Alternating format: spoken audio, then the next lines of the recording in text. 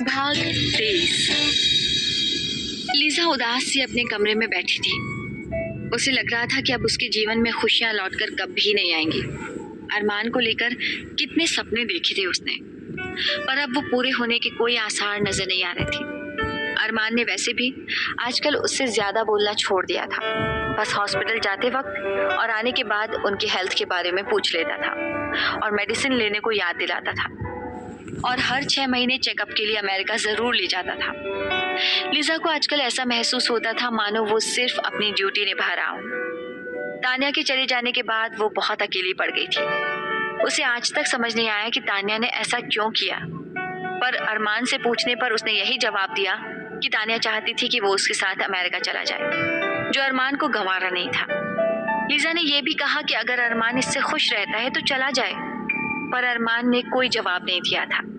Lisa को अरमान की आजकल बहुत चिंता सताती थी। उसने आजकल बहुत ज्यादा पीना शुरू कर दिया था। लीजा को अब तक समझ नहीं आया था कि अरमान को क्या गम खाए जा रहा है, पर पूछने पर वो कुछ बोलता भी नहीं था। आर्या के आने के बाद लीजा को थोड़ा अच्छा लगता था, पर काफी दिन हो गए वो भी गायब थी। बेन से पूछने पर उसने बताया कि वो अपने रिसर्च के संबंध में वर्ल्ड टूर पर गई है और कब लौटेगी कोई भरोसा नहीं है। लीजा को लगता था कि अब उसका ये खालीपन भरने वाला कोई नहीं होगा, और उससे भी ज्यादा टेंशन उसे अरमान के लिए होती थी। उसकी जिंदगी तो जैसे पूरी तरह से खाली हो गई थी। लीजा को लगता था उसकी तो आधी से ज्यादा उम्र कट गई है, पर अरमान ऐसे कैसे जिएगा। इसलिए उसने बातों ही बातों में अरमान की दूसरी शादी का जिक्र छेड़ा, तो अरमान का साफ जवाब था, बस हुआ मामा, अब इस बारे में आप कोई बात नहीं करेंगे। लीजा इन्हीं ख्यालों में उलझी थी कि उसका मोबाइल बज उठा। उसने देखा एक अनजान नंबर था, पर वो नंबर इंडिया का था। ये देखते ही उसके दिल की धड़कन अचानक बहुत तेज हो गई थी और उसके हाथ कांपने लगे। वो जानती थी कि अमन मलिक इस तरह कॉल नहीं करने वाला है। फिर किसने किया है ये कॉल? कहीं अमन को कुछ हो तो नहीं क्या? वैसे भी अरमान ने इंडिया से आकर बताया कि उन्हें हार्ट प्रॉब्लम हो रहा है। लीजा का मोबाइल लगातार बजता जा रहा था, इसलिए उसने उसे उठा लिया और कांपते स्वर में पूछा, हेलो, हु इज देयर? और उसे डॉक्टर मलिक की गंभीर आवाज सुनाई दी। How are you? इतनी बड़ी बीमारी से गुजरी और मुझे खबर तक नहीं की तुमने। डॉक्टर मलिक की आवाज सुनकर मानो लीजा के जान में जान आई, पर उनका प्रश्न सुनकर वो थोड़ा घबरा गई और हकलाते हुए बोली, एक्चुअली आई मीन वो तुम्हारी छुपाने की आदत अभी तक गई नहीं? कुछ ज्यादा नहीं, वो बस light infection. I am fine Aman. जरा सी? You were in third stage Lisa. Thank God now you are totally fine, but I am very disappointed with you. Aman के कहने के अंदाज पर लीजा मुस्कुरा उठी और बोली, आई न्यू आप परेशान होंगे, इसलिए मैंने अरमान को मना किया था। Sorry for it. पर आपको किसने बताया? डॉक्टर मलिक मुस्कुराते हुए बोले, it's a secret but it will be revealed soon and I wanted to meet you. मुझे आपसे मिलना है। लीजा के चेहरे पर बड़ी सी मुस्कुराहट फैल गई है सुनकर। वो जानती थी अमन अभी तक उससे उतना ही प्यार करते हैं जितना पहले करते थे, और आज उनकी बातें सुनकर और भी यकीन हो गया था। वो बोली, मुझे नेक्स्ट वीक अमेरिका जाना है चेकअप के लिए, ठीक है? उसके बाद मैं वहां आता हूँ। मुझे बहुत खुशी होगी अमन, पर आपको कोई प्रॉब्लम तो नहीं है? अमन मलिक भरे गले से बोल पड़े, क्या मुझे प्रॉब्लम होगी इसलिए मैं तुम्हारी बीमारी की बात सुनकर भी तुमसे मिलने नहीं आऊंगा? लीजा ये सुनकर चुप रही, फिर बोली, थैंक यू अमन, मैं आपका इंतजार करूंगी। डॉक्टर मलिक ने फोन रखा और देखा पीछे आर्या खड़ी मुस्कुरा रही थी। उन्होंने उसकी ओर देखा, वो मुस्कुराते हुए बोली, थैंक यू मलिक अंकल। मुझे लगता है आपकी आवाज सुनते ही आंटी की आधी उदासी और पूरी बीमारी दूर हो गई होगी। पर आपसे मेरी एक शिकायत है अंकल, आपने ब्रो के बारे में नहीं पूछा? डॉक्टर मलिक ने उसकी ओर देखते हुए कहा, मुझे सिर्फ लीजा का हाल जानना था आर्या। अच्छा, मेरी ड्यूटी है, मैं चलता हूँ। कहकर वो जाने ही वाले थे कि अचानक रुक गए और आर्या की तरफ देखकर कहा, वेट आर्या, एक बहुत बड़ा सवाल है मेरा आपसे। आपने अपनी कहानी के बारे में बताया कि आपके ब्रो को ऑस्ट्रेलियन लड़की से प्यार हो गया था, और आर्या उनकी तरफ देखकर मुस्कुराते हुए बोली, आपका सवाल मैं समझ गई अंकल। तो वक्त जाया न करते हुए मैं बताती हूँ कि मुझे पता है रिद्धिमा आपकी बहू है और गोलू आपका पोता है। और अरमान ब्रो और उनका तलाक हो चुका है। डॉक्टर मलिक ने उसकी ओर देखा और वो बोली, नहीं, अरमान ब्रो ने कुछ नहीं बताया। मुझे शक था और यहाँ आकर उसका सबूत मिल गया। डॉक्टर मलिक उदास स्वर में बोली, और आप जब वहीं रहती हो तो आपको ये भी पता होगा कि अरमान के जीवन में कोई और आ गई है, उसका अपना परिवार है।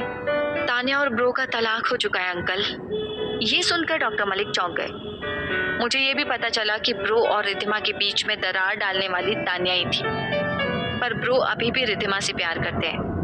मैंने उन्हें नशे की हालत में सिर्फ और सिर्फ रिद्धिमा का नाम लेते हुए सुना है uncle, trust me. Doctor Malik के चेहरे पर कई रंग आ जा रहे थे।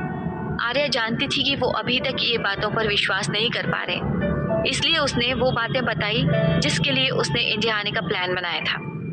अरमान की हालत सुनकर डॉक्टर मलिक की आंखों में आंसू थे। उन्होंने उसे पहुंचते हुए कहा, पर अब लगता है बहुत देर हो गई है आर्या, अभी भी हालत वही है जो पहले थी। अरमान अपनी मम्मा का हॉस्पिटल संभाल रहा है और इधर रिद्धिमा अपनी पढ़ाई पूरी करके उसके शशांक पापा का हॉस्पिटल संभालने के लिए अंजलि के साथ वहीं ज्वाइन करने वाली है। मैंने अपनी सारी प्रॉपर्टी मेरे पोते अरहान के नाम कर दी है और जब तक जिंदा हूँ अपने हॉस्पिटल के साथ जुड़े रहना चाहता हूँ। तो बात वही है, हालात वही है। तुमने कहा कि अरमान ने अपनी मम्मा के लिए तान्या को भी छोड़ दिया, तो वो यहाँ आकर क्यों रहेगा भला? सबका सल्यूशन है अंकल, पर उसके लिए मुझे थोड़ा और टाइम चाहिए। पहले मुझे रिद्धिमा के दिल का हाल जानना है और तब तक आप इस बारे में उससे कोई बात नहीं करेंगे। डॉक्टर मलिक ने हामी से हिलाया और हॉस्पिटल को निकल गए, पर अब उन्हें उस दिन का इंतजार था जब वो लीजा से मिलेंगे। कुछ दिन और बीत गए थे और अब आर्या रिद्धिमा के घर आने जाने लगी थी और उससे ढेर सारी बातें किया करती थी। इस बीच रेहान वहां आ गया था और आर्या ने जिसे अपनी कहानी का विलेन समझा था वो हीरो जैसा ही था। रेहान ने अपने बर्ताव से उसका दिल भी जीत लिया था और आर्या भी अब उसका इंतजार करती थी, क्योंकि उसे रेहान से फ्रंट पर हुए लड़ाई की बातें, आर्मी की जिंदगी की बातें, उनका संघर्ष, उनका त्याग, उनके रोजमर्रा की तकलीफें, उनके देश के लिए, देश के लोगों के लिए त्याग की भावना, ये सब सुनने में बहुत अच्छा लगता था। धीरे धीरे उसे रेहान से लगाव होने लगा था और जब वो रात को सोती थी तो रेहान को नक्सलवादियों के बीच, आतंकवादियों के बीच, हिमालय की बर्फीली चोटियों में, बीहड़ जंगलों में देश के लिए खुद को मुश्किलों में डालते हुए सोचकर ही उसकी रूह कांप जाती थी। उसने फौजियों के बारे में सुना था पर कभी उनसे मिली नहीं थी। उसे लगता था फौजी लोहे के बने हुए वो फौलाद होते हैं जिन्हें न हंसना आता है न रोना, न आम आदमियों जैसा जीवन जीना। पर रेहान ने उसकी सारी गलतफहमी दूर कर दी थी। उसके चेहरे पर हर पल एक मोहक मुस्कान रहती थी और वो सबसे इतने मीठे स्वर में बात करता था कि आर्या को लगता था ये इंसान लड़ाई के मैदान में क्या खाक हथियार पकड़ता होगा। आर्या समझ गई थी कि रेहान अभी भी रिद्धिमा को चाहता है और उसका इंतजार कर रहा है, पर रिद्धिमा क्या चाहती है वो ये समझ नहीं पाती थी। पर उसे जल्दी ही उसके दिल का हाल जानना था, क्योंकि वो चाहती थी अंकल के ऑस्ट्रेलिया जाने से पहले वो लीजा आंटी को रिद्धिमा के बारे में बताए और उन्हें ये भी बताए कि उनका कितना प्यारा सा पोता है जिसे देखते ही जिंदगी के सारे दुख दूर हो जाते हैं। आर्या मौके का इंतजार कर रही थी और वो मौका उसे मिल गया था जब अंजलि की मम्मा मुंबई गई हुई थी और रिद्धिमा अपने घर पर अकेली थी। ऐसे मौके पर काकी उसके घर रात को चली जाया करती थी, पर उस दिन आर्या वहां रहना चाहती थी, इसलिए उसने काकी से कहा कि वो तबीयत खराब होने का बहाना करे। काकी अब तक सब कुछ जान चुकी थी और वो भी चाहती थी कि किसी तरह सब कुछ ठीक हो जाए। उसके दिल में एक अपराध बोध ये पल रहा था कि उसने तान्या के रिद्धिमा से मिलने की बात सबसे छुपाई थी और इसलिए हालात और बिगड़ गए थे। पर अब वो चाहती थी कि अगर उससे कुछ अच्छा हो तो वो उस अपराध बोध से बाहर निकल सकेगी। उस दिन शाम को जब रिद्धिमा हॉस्पिटल से वापस आते वक्त अरहान और काकी को पिक करने आई तो देखा आर्या की गोद में गोलू बैठा हुआ था। आर्या और अंकल बैठे बैठे बातें कर रहे थे, पर काकी वहां नहीं थी। रिद्धिमा के पूछने पर आर्या ने बताया कि काकी की अचानक तबीयत खराब हो गई है और वो घर चली गई है। रिद्धिमा को असमंजस की हालत में देखकर डॉक्टर मलिक बोल उठे, रिद्धिमा आप चाहो तो यहाँ रुक जाओ बेटा। रिद्धिमा कुछ सोचते हुए बोली, पर गोलू का सारा सामान घर पर है अंकल। तभी आर्या बोल पड़ी, अगर आपको कोई प्रॉब्लम ना हो तो मैं आपके साथ आ सकती हूँ। रिद्धिमा ने डॉक्टर मलिक की तरफ देखा, वो बोल उठे, हाँ हाँ आर्या को ले जाओ बेटा। तो वैसे भी दिन भर अरहान को संभालती है और ये उसी से चिपका रहता है। रास्ते में रिद्धिमा जहाँ गाड़ी ड्राइव करते हुए आर्या को उसकी थीसिस के बारे में पूछ रही थी, वहीं आर्या के दिमाग में कुछ और चल रहा था। वो जानती थी आज ही उससे सब कुछ साफ करना है, क्योंकि ऐसे मौके बार बार नहीं मिलते। जब वो घर आए तो आर्या ने कहा आज वो खाना खुद बनाएगी और रिद्धिमा को खिलाएगी। रिद्धिमा के लाख मना करने के बावजूद उसने अरहान को रिद्धिमा को पकड़ा दिया और किचन में चली गई। करीब 1 घंटे में उसने खाना बना लिया। रिद्धिमा को आवाज दी और रिद्धिमा की प्लेट में उसने जो डिशेस सर्व किए वो देखते ही रिद्धिमा चौंक गई। मलाई कोफ्ता और घी में चुपड़ी रोटी, ये डिशेस तो अरमान को बहुत पसंद थी। जब भी वो घर पर कभी आ जाता था तो काकी को वही सेम डिशेस बनाने को कहता था और काकी हंस कर कहती थी आप बोर नहीं हो जाते एक ही चीज खाते हुए। पर अरमान कहता था अगर वो रोज यही खाना खाए तब भी बोर नहीं होगा। रिद्धिमा चुपचाप खाना खा रही थी। तभी आर्या ने पूछा कैसा है? मैंने बुक्स पढ़कर सीखा है ये सब इंडियन खाना, बहुत टेस्टी है। वैसे तुम्हारा इरादा किसी इंडियन से रिश्ता जोड़ने का है क्या? आर्या ने उसकी ओर देखा और मुस्कुराते हुए बोली शायद आपने सही समझा रिद्धिमा, पर मैं जिसे चाहने लगी हूँ वो शायद किसी और को चाहता है। रिद्धिमा ये सुनकर चौंक गई और सोचने लगी कि क्या जवाब दे। तभी आर्या हंसते हुए बोली नॉट सीरियस, मैं तो मजाक कर रही थी रिद्धिमा। अच्छा छोड़ो, कल आपका ऑफ है ना? रिद्धिमा ने हाँ में सिर हिलाया और बोली मैं जानती हूँ यहाँ तुम्हें अच्छा नहीं लगेगा, तुम्हें सुबह जाना है तो कोई प्रॉब्लम नहीं, मैं गोलू को संभाल लूंगी। आर्या ने हाथ हिलाते हुए कहा बहने जाने की बात कब कही? मैं तो सोच रही थी कि मैं कल आपको एक अजीब कॉम्बिनेशन वाला खाना खिलाऊंगी और आप हाथ चाटती रह जाएंगी। क्या? ऐसा अजीब कॉम्बिनेशन सिर्फ मेरा कजिन बनाता है, पर जब मैंने खाया तो चौंक गई। फ्राइड राइस विथ रायता। ये सुनते ही रिद्धिमा के हाथ से चम्मच गिर गया और झटके से उसने आर्या को देखा। ऐसा कॉम्बिनेशन तो सिर्फ अरमान करता था और उसका बनाया हुआ फ्राइड राइस और रायता तो यहाँ सबको पसंद था, पर आर्या को जैसे उधर ध्यान ही नहीं था। वो तो उस खाने का गुणगान करने में लगी हुई थी। रिद्धिमा के गले में जैसे कुछ फंस रहा था, उसे हिचकी आने लगी थी। आर्या ने उसे देखा और पानी का एक गिलास उठाकर उसकी ओर बढ़ाते हुए बोली आपको कोई बहुत अपना याद कर रहा है रिद्धिमा। अच्छा मैं एक ट्रिक बताती हूँ, आप भी उसे एक बार याद कीजिए, देखिए उसका चेहरा याद करते ही आपकी हिचकी रुक जाएगी। ये सुनते ही रिद्धिमा के सामने अरमान का चेहरा आ गया और अचानक से उसकी हिचकी रुक गई। आर्या ने हंसते हुए कहा देखा ना कमाल, वैसे आपने किसको याद किया? रिद्धिमा ने बस एक उदास मुस्कुराहट दी पर कुछ बोली नहीं। आर्या ने मुस्कुराते हुए कहा रिद्धिमा आप बुरा ना माने तो एक बात बोलूं?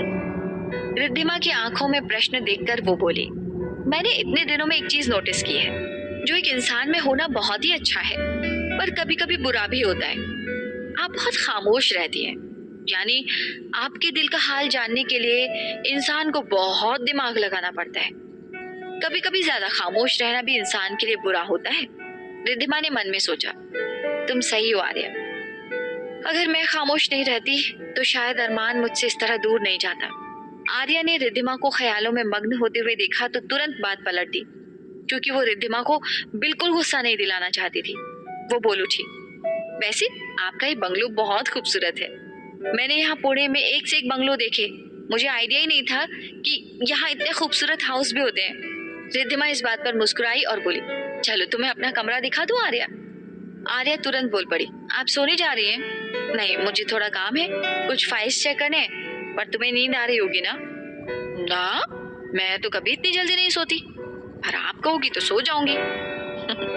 अभी गोलू नींद से उठ जाएगा, मैं उसे खिला दूं, फिर तुम थोड़ी देर उसके साथ खेल सकती हो जब तक मेरा काम ना हो जाए।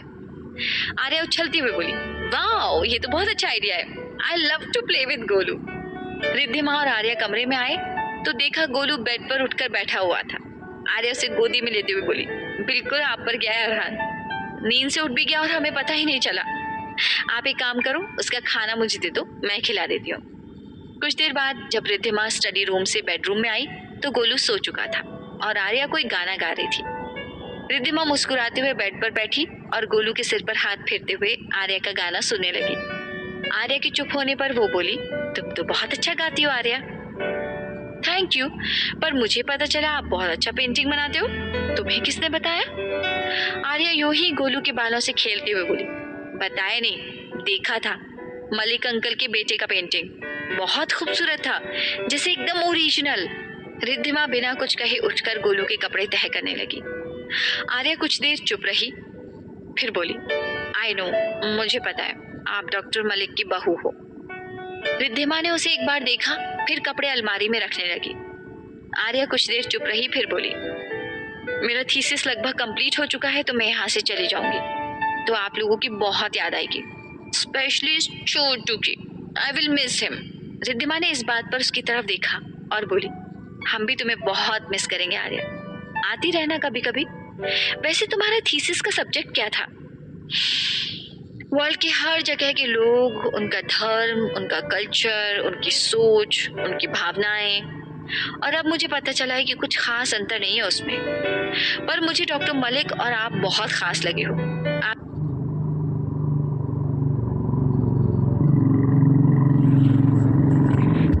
प्यार, बॉन्डिंग, ऐसा मैंने कभी नहीं देखा और सोचती हूँ इस पर एक बुक लिख डालूं। वैसे थीसिस के बाद आगे क्या करने का इरादा है? शादी? कहाँ की शादी? जिसे चाहा वो तो कभी मेरा बन नहीं सकता, तो सोचती हूँ ऑथर बन जाऊं और अपनी अधूरी प्रेम कहानी पर भी एक बुक लिख डालूं। आर्या के कहने के ढंग पर रिद्धिमा हंस पड़ी, तो आर्या आंखें नचाते हुए बोली, आप इसे मजाक समझ रहे हो? वैसे मैं कुछ लिखती भी हूँ, मैंने कुछ नॉवेल्स लिखी हैं। रिद्धिमा गोलू के खिलौने समेटते हुए बोली, अच्छा, तो ऑथर जी, आपकी नॉवेल्स के सब्जेक्ट्स क्या हैं? आर्या भी उसी इस काम में मदद करते हुए बोली, लव स्टोरी। मैं लव स्टोरी लिखती हूँ। अभी हाल ही में जो लिख रही थी उसे तो अधूरा छोड़ना पड़ा। क्यों? यहाँ चली आई इसलिए? एंडिंग समझ नहीं आ रहा। आप कोई मदद कर सकती हैं? शायद कर सकूं। आर्या बेड पर बैठ गई और कुछ सोचते हुए बोलने लगी, मेरा हीरो अमेरिका में रहता है। उसके माता पिता अलग हो चुके थे और उसकी मम्मा अमेरिका चली गई थी। पापा ऑस्ट्रेलिया में रहते थे। उनका अपना कारोबार था जो वो छोड़कर नहीं जा सकते थे। हीरो के दादाजी का न्यूयॉर्क में एक बड़ा हॉस्पिटल था और उनके एकाएक मौत के बाद हीरो की मम्मा को वो हॉस्पिटल संभालना था, तो वो चली गई थी। यहाँ तक तो सब ठीक था, पर एक बार जब हीरो पापा बीमार हुए तो देखने आया उनको और उसे वहाँ एक लड़की से प्यार हो गया और उसने उससे शादी भी कर ली। और वो एक पल के लिए रुकी और रिद्धिमा का रिएक्शन देखने लगी और देखा वो कहीं और खोई हुई थी। उसने सुना, रिद्धिमा ने आहिस्ते से पूछा। उसके बाद आर्या उठकर खड़ी हो गई और खिड़की के पास जाकर बाहर देखते हुए बोली, हीरो ने सोचा था कि वो मम्मा को किसी तरह से मना लेगा, पर जब हीरो हीरोइन के बीच प्यार की कली खिलने लगी थी तभी उसे न्यूयॉर्क जाना पड़ा और वहां जाकर पता चला कि मम्मा को कैंसर है, 3rd स्टेज। उसने सोचा कि पापा को बताया जाए, पर मम्मा ने ही अपनी कसम दे दी। मम्मा बेचारी को भी बेटे के बारे में कुछ नहीं पता था, तो उन्होंने भी अपनी पसंद की लड़की से शादी करने के लिए दबाव डाला, क्योंकि उन्हें लगा कि उनके बाद बेटे के साथ कोई तो हो। रिद्धिमा की सांसें जैसे रुक रही थी। वो बोलो थी, फिर क्या?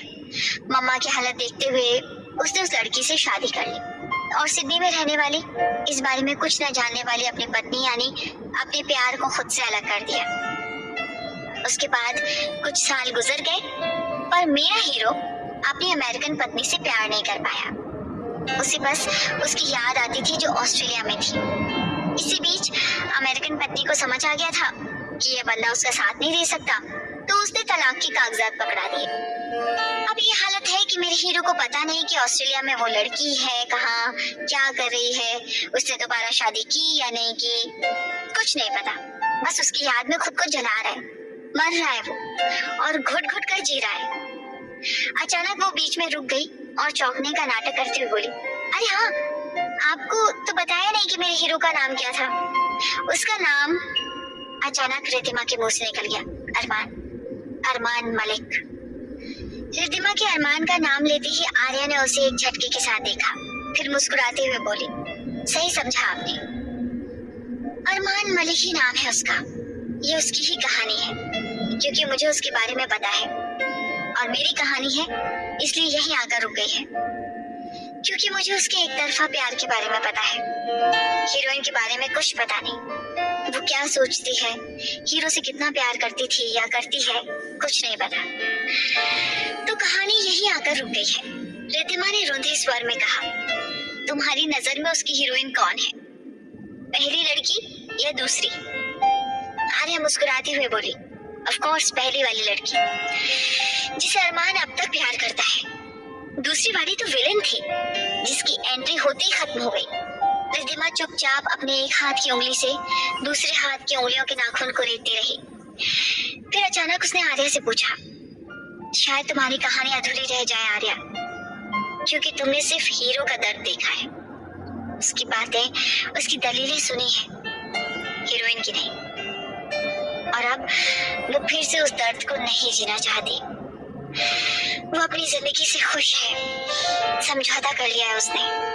आर्या उसके पास आते हुए बोली, आप ऐसा क्यों कह रही है रिद्धिमा? समझौते का नाम तो जिंदगी नहीं होती ना। अगर आपके दिल में अरमान के लिए थोड़ा सा भी प्यार बचा है, कहीं दिल के किसी कोने में उसकी छवि चाहे धूमिल सी क्यों ना हो, आपने बचा रखी है तो एक मौका उसे दे सकती है। नहीं आर्या, तुम्हारा अरमान किरदार पहले से बना बनाया कैरेक्टर है, तुमने उसे नहीं बनाया है, इसलिए तुम उसमें कोई चेंज नहीं ला सकती हो। उसे तुम शायद ठीक से पहचानती नहीं हो, इसलिए ऐसा कह रही हो। वो अपनी मर्जी का मालिक है। दिल चाहा गले से लगा लिया, दिल चाहा तो फेंक दिया। ऐसे इंसान के साथ कोई कैसे निभा सकता है आर्या? तुम अपनी कहानी के अंत में यही लिख दो, दो अलग चरित्र के लोग साथ नहीं रह सकते, इसलिए यहाँ अंत दुखद ही रह गया है। आर्या थोड़ी देर चुप रही, फिर बोली, बुरा ना माने तो एक बात कहूं, अगर अरमान गलत है तो रिद्धिमा भी गलत है। रिद्धिमा को पता था अरमान उससे बहुत प्यार करता है, फिर वो उसकी समस्या जानने की कोशिश उसने क्यों नहीं की? क्यों नहीं एक बार कोशिश की कि अरमान को फोन किया जाए और तान्या के बारे में उसे बताया जाए? तान्या ने आप दोनों की बेवकूफी का फायदा उठाया था और अपनी प्लानिंग करती रही। अब आप ये मत कहना कि मुझे कैसे पता। मुझे मलिक अंकल और काकी ने सब कुछ बता दिया है। अरमान तो अपनी मम्मा के लिए मजबूर था, पर रिद्धिमा तो नहीं थी। सिर्फ ईगो प्रॉब्लम उसे अरमान से बात करने से रोकता रहा। मैं सच कह रही हूँ ना? रिद्धिमा ने इसका जवाब नहीं दिया, बस इतना बोली, अरमान की मम्मा कैसी है? आर्या मुस्कुराते हुए बोली, चलो मेरी हीरोइन में इतने मैनर्स तो हैं। वैसे वो बिल्कुल ठीक है। रिद्धिमा ने उसकी ओर देखते हुए कहा, तुम्हें अरमान ने यहाँ भेजा है? दोस्त हो? नहीं, बहन, मामा की बेटी।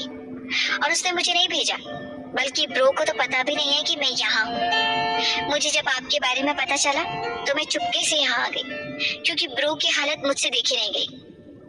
रिद्धिमा की आंखों में प्रश्न देखते हुए आर्या ने सब कुछ बताया और बोली, क्या आप ब्रो की एक गलती माफ नहीं कर सकती? वैसे अगर आपके दिल में रिहान है तो मैं कुछ और नहीं कहना चाहूंगी। रिद्धिमा ने गोलू को चद्दर से ढकते हुए कहा, अगर रिहान होता तो अब तक मैं उससे शादी कर लेती। ये सुनकर आर्या मुस्कुरा उठी, फिर बोली, ब्रो को एक चांस दे दो रिद्धिमा। उन्हें तो अभी तक ये नहीं पता कि उनका एक छोटा सा क्लोन इस दुनिया में है। बस इतनी सी खुशी उन्हें दे दो कि उन्हें गोलू को देखने और उसे प्यार करने का मौका मिले। मैंने कब मना किया है? उसका बेटा है, उसका भी हक है, और मैं तो किसी का हक छीनने वाली लड़की नहीं हूँ। भाग 24।